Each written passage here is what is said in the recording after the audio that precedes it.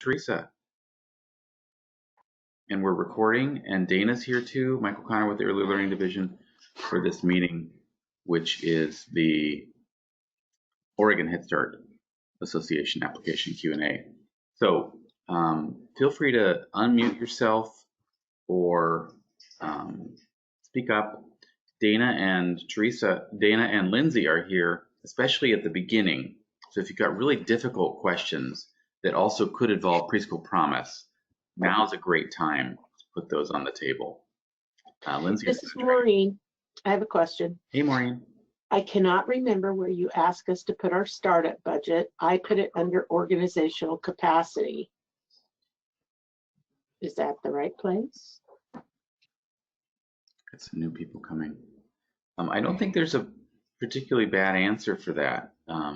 You're invited to describe to us what you need to get going on the plan that you're proposing, and then just have it reflected in the budget. So I didn't see anywhere for that to Michael. And so I put just the amounts that I wanted in the budget, but I have a spreadsheet that shows everything, but I can't upload it because there really isn't a place for it. Yeah, the direction we've given is just please put it in your description in your grant agreement, because we didn't have a space for it in the budget depending on a number of things. So that is the direction that we had given. And we didn't say which description to put it under, so I think you made a pretty good choice. Well, under that particular, under organizational capacity, it's the very last sentence says, what else do you need? Yeah, and I think it mentioned facility capacity as well in that, at least for extended duration. I'm remembering that question. So there's also an other in different budget categories that some people have used. So I think the main thing is just be transparent and clear about what are startup costs that you need. And as long as that's clear to the reviewers, then there won't be a problem. So if you put it in the budget narrative, that's what I mean, besides in the budget, but if you put it in the actual budget narrative, that's okay too? Correct. Okay. No, there's many right doors here. I thought we weren't supposed to add it to our budgets. Budget narrative, Maureen, not to the budget itself. Yes. Not in the total budget, the actual budget. There's no place to put it. But in the budget narrative, I just put in a separate little chunk of text. In each one of them, Pam? No, because I only really need it for the early Head Start. I actually figured that if you guys do give this to me, you'll give me the classrooms that are sitting in my warehouse. It's because that's what I'm asking for. Right. Infant toddler classrooms. And so I figured might be worth a good shot since it's sitting in my warehouse. So Maureen, I think what Pam's referring to is the same way you put it into your questions in a different part of the application. She used the narrative questions in the budget section of the application. So it was just a different set of questions being used to describe her startup costs. Not in the actual budget document, but in those section 5 narrative questions. Yeah. Right. That's I just worry that mine's not as descriptive as maybe Pam's is. Well, if you don't know I'm the competing answer. with you, Pam. No, I didn't go to the warehouse and actually look at the boxes and then write them down. No, I didn't do that. I just. Right. Well, just like I tell students, if you don't know the answer by now, I'd copy off your neighbor.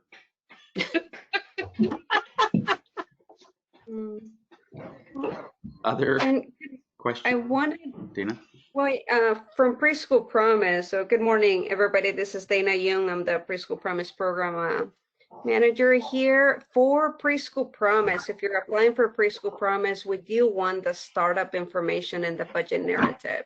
So not on your Appendix A exhibit, you're just putting the allocation for Preschool Promise. You do your budget narrative on what you put on your Appendix A, but at the very end, that's where you're going to go ahead and detail what are some of your needs.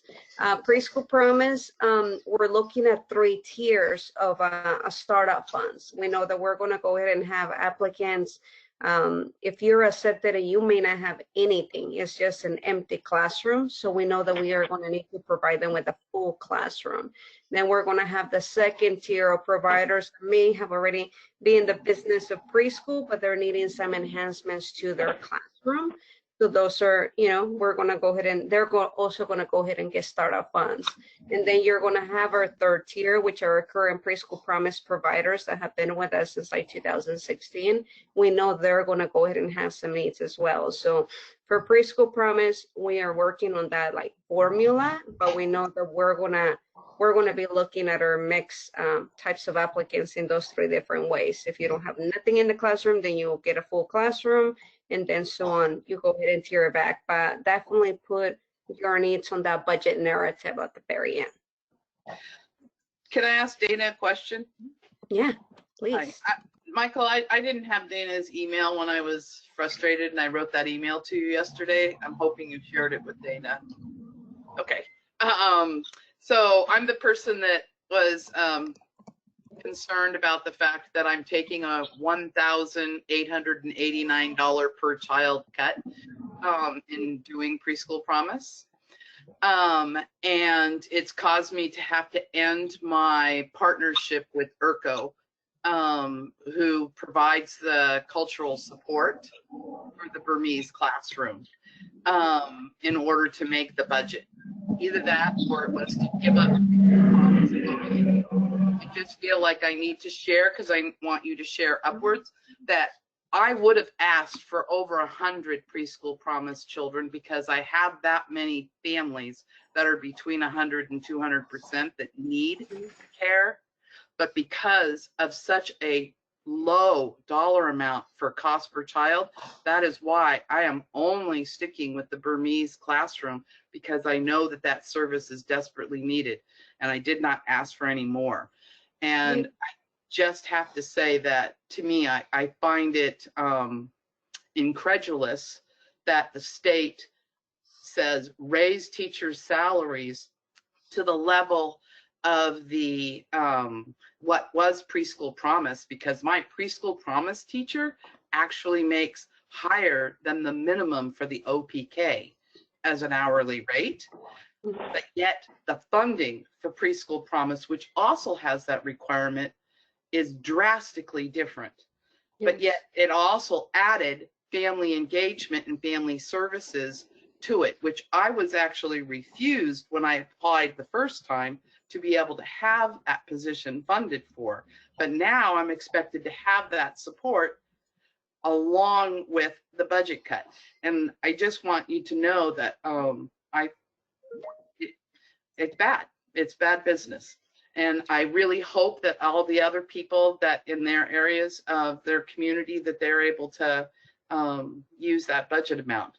But I just wanted you to know why I am very frustrated.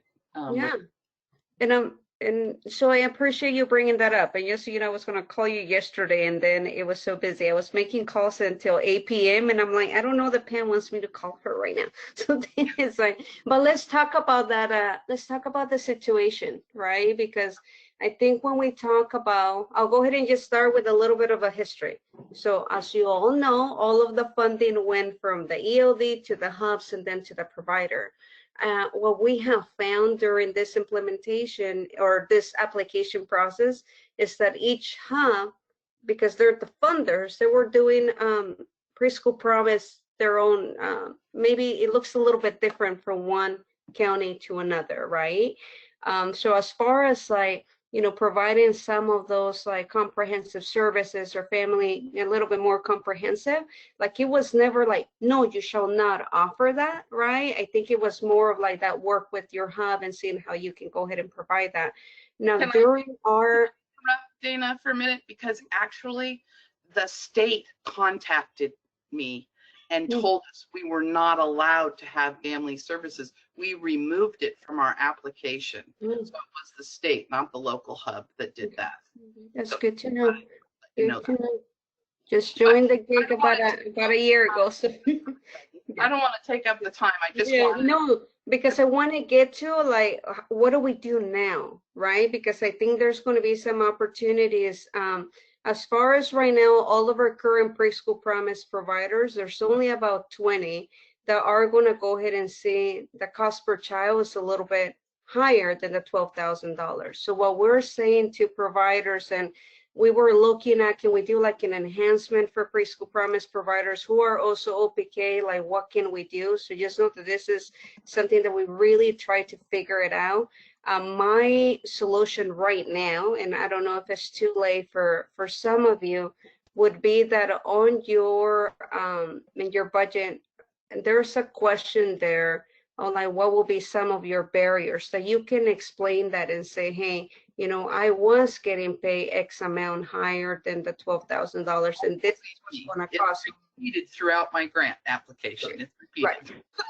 So I think like what I've been, I've had the opportunity to go ahead and talk to some OPK providers and just saying, put that in there. I can't guarantee that we'll be able to honor or award that, but know that we know this is going to create some opportunities. So it's like, you're offering the 12,000. We really need this amount, and we're willing to go ahead and offer these services.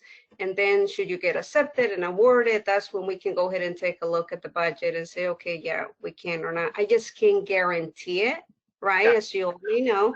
But I do want you, like, if you're saying like, hey, my cost per child is going to be $14,000 per child, or 13, or whatever that is, explain that and tell us what will be covered, what will be getting in addition. So then, or in this case, it sounds like you will be losing some services. So it's really important for us to go ahead and know that. And I wish we would have been able to go ahead and figure it out. Like, is there, because we try really hard to have some sort of like OPK enhancement for preschool promise providers. So right now, that's kind of like my plan B. Is like, go ahead and ask us, what is the cost per child that you want? And then we can go ahead and figure it out, what we can do. I just can't guarantee it. Okay. And then one last question. Could I put, because we usually have contracted with ERCO to provide parenting classes that are culturally specific for the Burmese families. Can I put that in the startup cost? I mean, it's like a one-time, 1 year.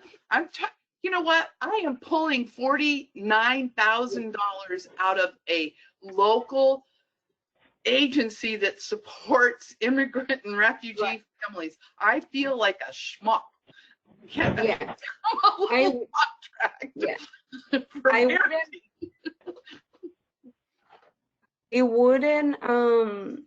it wouldn't be a startup cost, so then you would just go ahead and put it in your budget narrative, right?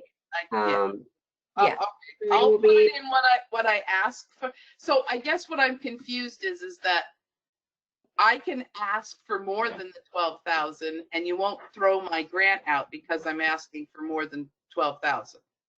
That is correct. And then what we're saying is you can add on your budget appendix, you're just putting the allocation with the 12,000 on your budget narrative. So yeah, don't mess with the budget appendix, but it's on your budget narrative when you're saying like, hey, you know, this is what I'm applying for, but I'm really going to go ahead and need X, Y, and Z, right?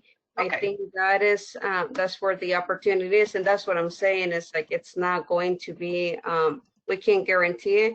Now, some providers across the state, because this is not an issue with just OPK, like I said, we have 20 and they're mixed, and I just want to go ahead and say those 20 were between like $20 over, and then or a little bit, a couple $100 more. Now, some providers say like, no big deal, I'm just going to go ahead and increase the number of children in my contract, and that will be fine. So no, Preschool Promise, we're sticking to is $12,000 per child, right? But you can go ahead and explain, and given the circumstances, saying like, what can we do a little bit more? But I can't guarantee that we'll be able to do it. That's what we're saying is, you know, do the $12,000. Yeah. Okay.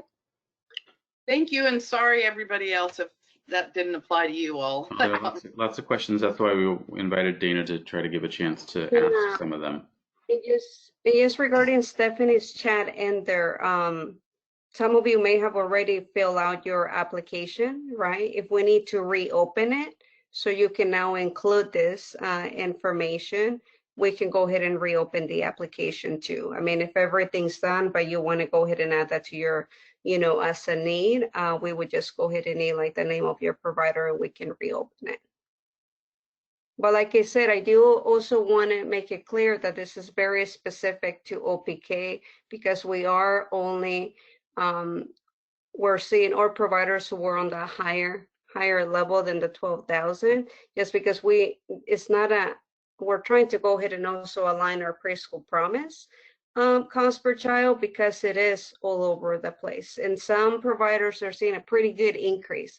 And I think some providers are having some opportunities, but it's a pretty small amount.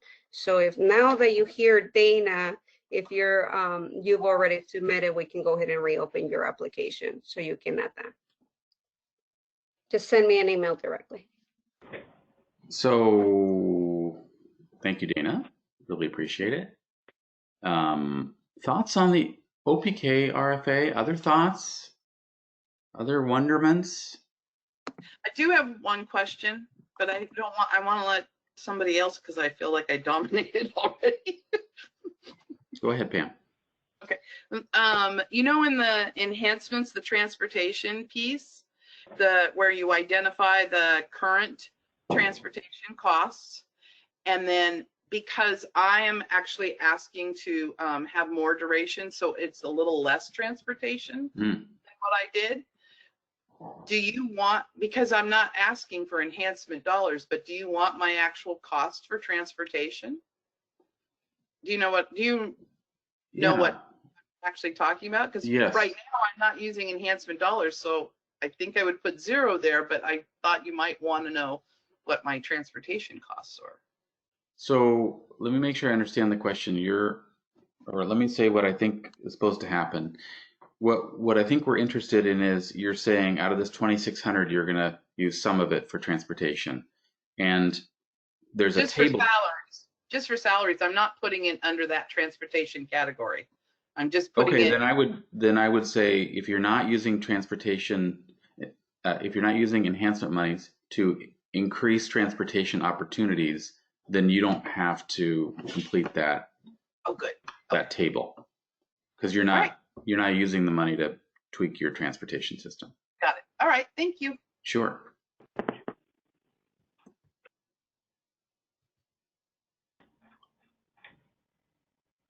Other thoughts?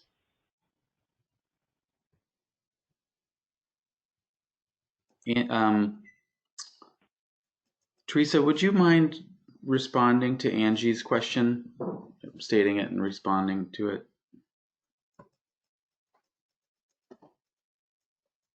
Yes. And it's basically if I'm doing only prenatal to 3, do I have to do, what are my budgets really?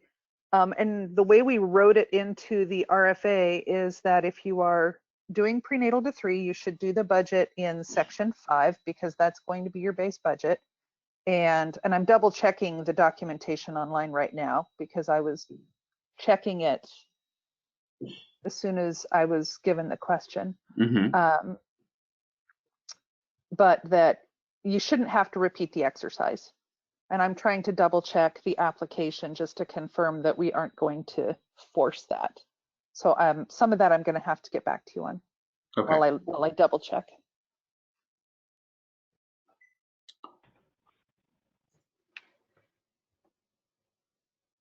So I think she's asking a slightly different question though, because I think you're right, Angie. If you're in a situation where you're only applying prenatal to 3 and not for extended duration, then your maximum points might be different than what it indicates. So if that's true, it's not going to hurt you. So I think you're pointing out that it doesn't quite. That's a scenario we didn't. I think you're one of the only 2, so that's a scenario we didn't quite map out mathematically. But you're right. I don't think your maximum points will be 70, but that won't hurt you. It'll just be some extra work for us to get the denominator right, if that makes sense. So thank you for pointing that out. And I think that's right. I'm just scanning it, and I think, oh, right, because you don't have the extended duration, and you won't necessarily be applying for, yeah. Okay, so, but you can apply, but you do apply for the enhancements. No, you don't. Sorry, strike that comment. You just apply for early Head Start. Don't call it early Head Start. You just apply for prenatal to 3 programming. Clear as mud. We're here to answer all your questions. Thank you. And it really was 2 questions, so I'll wait for the response from Teresa. And Teresa, you can email that to me. Thanks, Angie. I'll do that, and I'll also post it as part of the FAQs after this, because we're going to try to get some FAQs posted by the end of today. Great. Thank you. Thank you, Angie.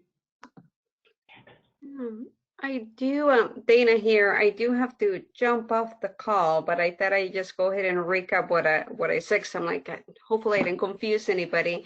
So first step, you know, we have a Preschool Promise right now during the RFA, especially right now, we're seeing 2 problems, right? Like one of them, especially with our OPK, is like, hey, that cost per child that Preschool Promise is offering is pretty low than what that OPK is offering. So I don't know that I can continue doing Preschool Promise at this point, right? So I think that's one issue. So that's why we say, well, we only have the $12,000, but we understand that some of you may want to go ahead and offer some of those additional service to families.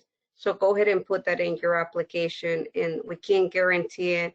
And then we'll see what we can do. So that's kind of like one issue here, because some OPKs are having that issue. So, hey, the Preschool Promise cost per child, even if you give that $375 on transportation enhancement, is still pretty low compared to what I can go ahead and get as a full day duration deal here for with OPK. So that's what has been our triage, is like include that in there. We can't guarantee it, but would you know, let us know what will be some of the opportunities.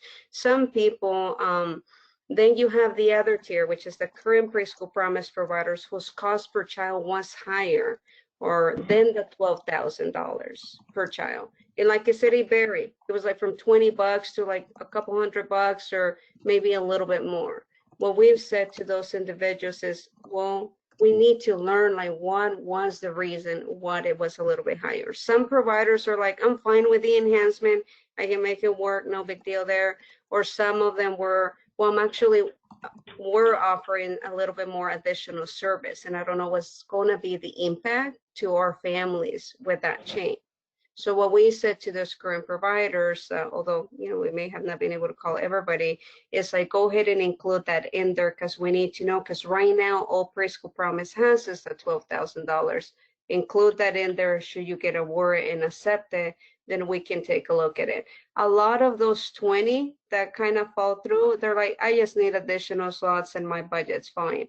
Because the reality is with Preschool Promise across the state, many of our providers saw an increase, and that increase varied from like a couple $1,000s to a couple $100s.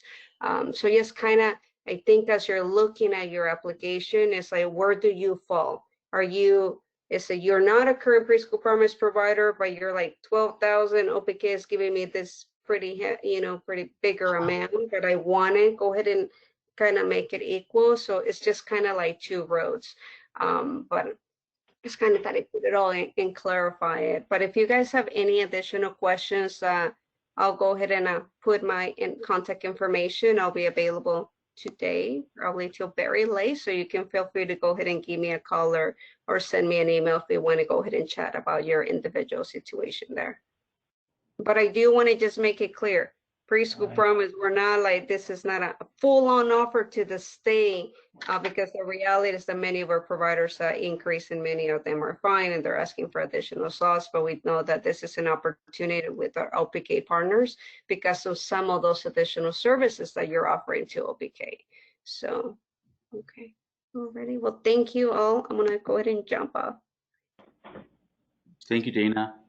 Thank you. Other thoughts, comments? We had a comment in the chat box. When can we expect to find out about our funding? So the application closes May 4th, 5 p.m. The target completion for agreement where we provide a notice of an intent to award. That notice of intent to award should be issued before June 4, by June 4, 2020. So just a month later. And then we're planning to have all the agreements executed by July 1st, and services as usual starting around Labor Day. That includes, pre-service and stuff. Small side comment. I hope everybody saw. I got some emails back, but just the message about we're not expecting the TS Gold spring checkpoint to happen. I know that's probably disappointing to some of you, but kidding. So include in that list, in that email, some tasks that need to get done. And I'll just a slight plea to get the kids archived who need to get archived. And also, we have lots of ghostly users floating around in your system. That is, you haven't exited them. They left your program to do something really cool, but they're still listed as a person in your system. So just there's some directions there about exiting people from your system if they've moved on. And so I invite you to work with your ed coordinators and TS Gold administrators, whoever does that job, unless you're Leslie Arbuckle and then you do it all, but to make sure that you're kind of keeping that cleaned up every year. So thank you for that little advertisement on that part. Other questions? Hey, Michael. Yeah, please. It's Teresa. I want to redirect and even though go back to that prenatal to 3 question. Okay. And my advice would be, even though it's not optimal because of how we ended up setting up SurveyMonkey Apply, I would go ahead and use that extra question, that extra 5 points you can either say, please see question, the question in section 5, or use it to embellish on what you might have stated in section 5 about your budget. So we didn't think about that question being duplicative, but I would say, because I can't fix it in the system right now, and you need to, it would be good for you to go ahead and get that 5 points. Please, Angie and anyone else doing Preschool Promise, golly, prenatal to 3 only, to go ahead and utilize that section to add more specificity if you'd like to. And I will make sure that anyone doing applications that are strictly prenatal to 3 is aware of that. Thank you. Okay, thank you, Teresa. Thank you. Good to hear your voice, Angie. Angie, I've had a chance to tune in to a couple of the community meetings on Facebook Live at Grand Ron, where your name gets mentioned every time as a crucial link in services to kids and families. So I'm really glad you're here. Thank you. Thank you. Other thoughts, questions, concerns? Concerns go to Teresa.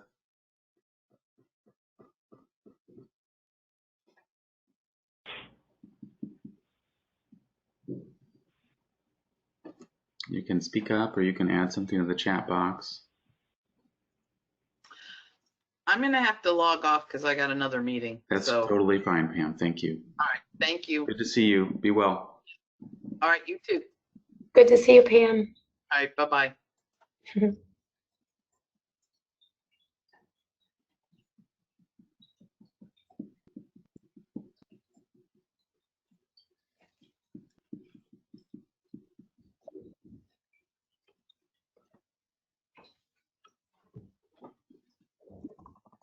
Okay, well, practice my wait time. I sang a little song in my head, but otherwise, I think we can declare victory here.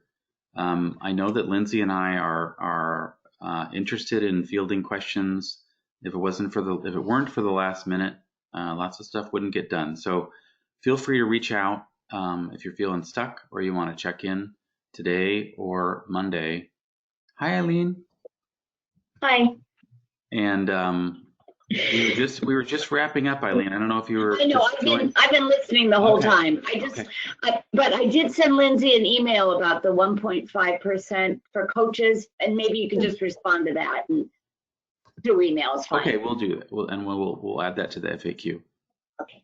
All Thank you right. guys. Take care. Be well, everyone. Take care. See you, Robert. Take care. Good to see you. Bye.